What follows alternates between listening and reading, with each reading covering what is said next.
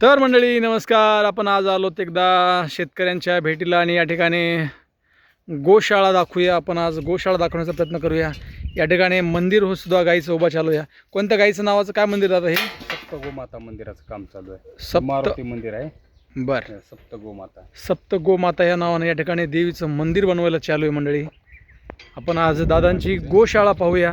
या ठिकाणी स्वतःचे आईवडील लोकांना सांभाळणं नकोसे वाटतात आणि बिनकामाचे जनावरं सांभाळून आनंद जो मिळतो तो आनंद कसा असतो आणि काय त्यांचं नियोजन आहे आपण आज दाखवूया. सप्त गोमाता हे सप्त गोमातेचं मंदिर आहे. याचंच काम तिकडं चालू आहे का? हा तेच काम चालू आहे. बांधकाम गोशाळा.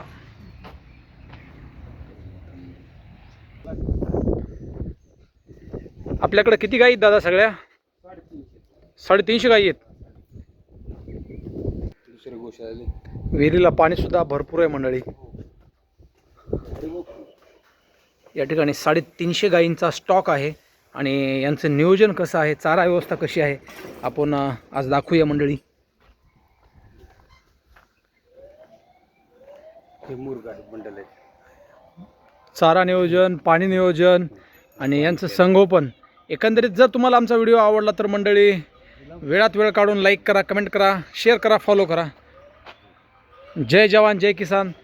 देशाचा कणा शेतकरी म्हणा. शेतीपूरक व्यवसाय काही जनावरं पाळतात लोक, पण यातनं निस्वार्थ प्रेम आणि निस्वार्थ सेवा हाच तो डोळ्यासमोर उद्देश ठेवून यांनी चालू केलेली ही गोशाळा आहे.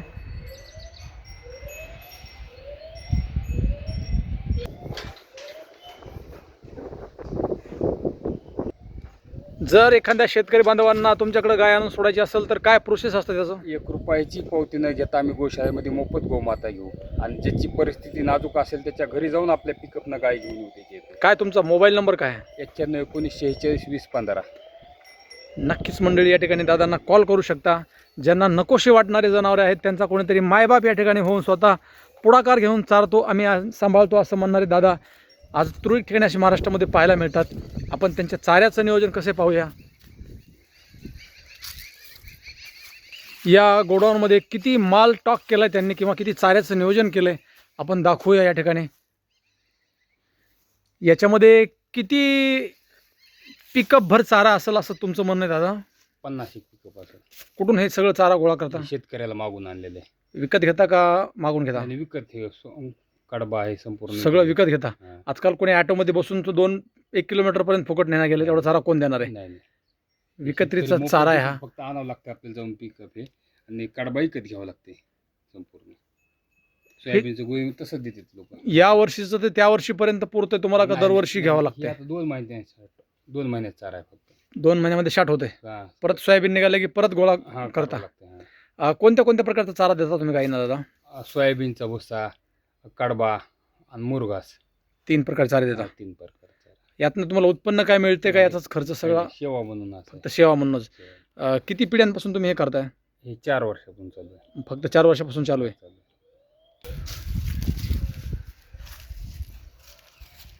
आपल्याकडं कामगार किती आहेत तुमच्याकडं? 8 कामगार आहेत. 8 कामगार आहेत. मग या कामगारांना रोजगार कसा देता? तिथे रोजगार बघा हे असं शासनाचं काही घरून. शासनाकडून तुम्हाला काय मदत मिळते का? हो मिळते. हा, मिळते. शासनाकडून सुद्धा दादांना मदत मिळते मंडळी. 3 ते 4 गाई किंवा किती गाई 4 दिवसामध्ये किती गाई आल्या तुमच्याकडं? 4 दिवसामध्ये जवळपास 20 गाय आलेली तिकडल्या गोशाळेला काही. 20 आल्यात. आता दुसरी गोशाळा तयार केली तुम्ही. तिकडं 200 गाय येतात मंडळी. या ठिकाणी मुरघास आहे आणि मुरघास हा विकत मिळतो मुरघास. तरीसुद्धा दादा आणून त्यांना चारतात का तर अल्टर पद्धतीनं चारा जनावरांना दिला तर जनावरांची तब्येत मजबूत राहते. जसं की माणूस वेगवेगळ्या प्रकारचे अन्न खातो ह्याच उद्देशातून तुम्ही हाही चारा देता. हो बरोबर. रोज 10 बंडल देतो. 10 बंडल देता. हे कुठून आणता तुम्ही? हे गंगापूर औरंगाबाद. 1 बंडलमध्ये किती किलो येतं आणि कसं पडतं तुम्हाला ते? 1 क्विंटलचं बंडल आहे बघा. कसं किलो पडतं ते? हे जवळपास 6 रुपये 7 रुपये किलो पडते. म्हणजे 600 ते 700 रुपये 1 बंडल. असे दररोज 10 बंडल घालता. हा, 10. म्हणजे 7,000 रुपयाचा दररोजचा चारा आहे. हो. म्हणतंय तेवढं स्वस्त नाही आणि पाहावं तेवढं कमी नाही आणि बगल तेवढं बारीक नाही. संसार केला तर सुईन बारीक आहे, अन्यथा लय मोठा आहे म्हणतात. दिवसभरामध्ये केवढा चारा लागतो? 15,000चा. 12,000च्या पुढे लागतो. 12,000च्या पुढे लागतो.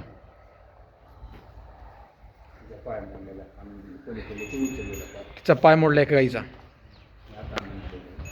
हरिमुख्य म्हणा पुण्याची गणना कोण करी म्हणीप्रमाणे या ठिकाणी यांच्या पुण्याची गणना करावी तेवढी कमी मंडळी. ज्यांना काम संपल्यानंतर आपण सांभाळत नाही किंवा टाकून देतो अशांना सुद्धा या ठिकाणी थारा दिला जातो. काही काही वयस्कर असतात, माऱ्या झाल्या तरी तुमच्यापाशी आणून सोडल्या तरी चालतात. हो, जखमी असू, आंधळे असू, लंगडे असू, कशी चालेल. आंधळी पांगळी लुळी प्रत्येकाचा मायबाप या ठिकाणी. गायची असंख्य असे या ठिकाणी चाऱ्याचे बंडल पडलेत मंडळी, पाहू शकता.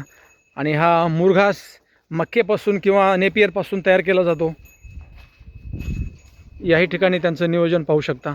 ही आहे पूर्ण गोशाळा. ही किती एकरमध्ये आहे दादा? 1.25 एकरमध्ये. फक्त 1.25 एकरमध्ये आहे. 1.25 एकरमध्ये. गव्हाणीच्या साह्यानं सुद्धा यांना चारा दिला जातो. या ठिकाणी गाईचं वासरूसुद्धा तिच्यासोबत चरायलं आहे आणि जीवनाचा आनंद घ्यायला आहे. सनातन धर्मामध्ये, हिंदू धर्मामध्ये गाईला पवित्र मानलं जातं आणि या गायींची नित्यांत सेवा करणारे दादा.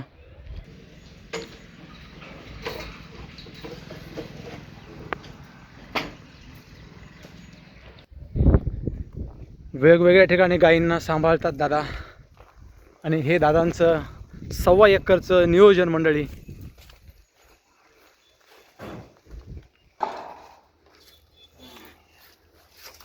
या ठिकाणी गायींना वेगळं ठेवलं आहे.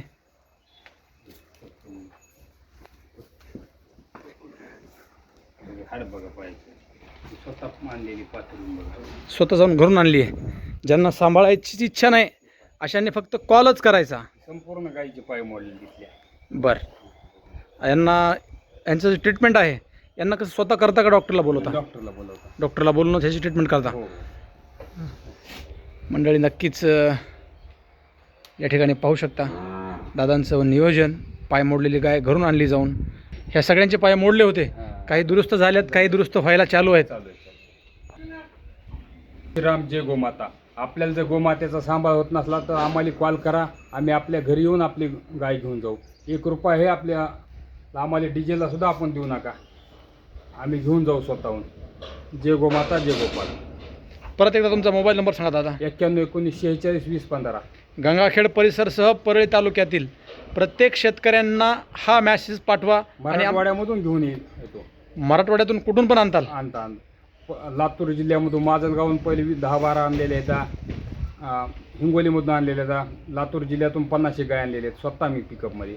अख्खा महाराष्ट्रभर जरी कुठं हा नंबर मिळाला तरी नक्की दादांना कॉल करा मंडळी. स्वतः घरी येऊन दादा तुमच्या गाय घेऊन जातील आणि गायींचा सांभाळ करून पुण्याचं काम करतील. जवळच्या गोशाळेला कोणी घेत असेल तर देऊन टाका तुम्ही. जवळच्या शाळेला कुठल्या गोष्टीला घेत असलं तिथं पण द्या, पण पुण्याचं काम करा. हा संदेश महाराष्ट्रातील शेतकऱ्यांपर्यंत पोहोचवा. जी जगवते, तारते, मारते तीच आयुष्य देते. या उद्देशातून हा व्हिडिओ बनवण्याचा आमचा आजचा मित्रांनो प्रयत्न होता. थोडक्यात आम्ही हा प्रयत्न केलेला आहे. जय जवान जय किसान. राम राम. राम राम. परळी आणि गंगाखेडच्या मध्ये 2 इंच ही गोशाळा आहे मंडळी.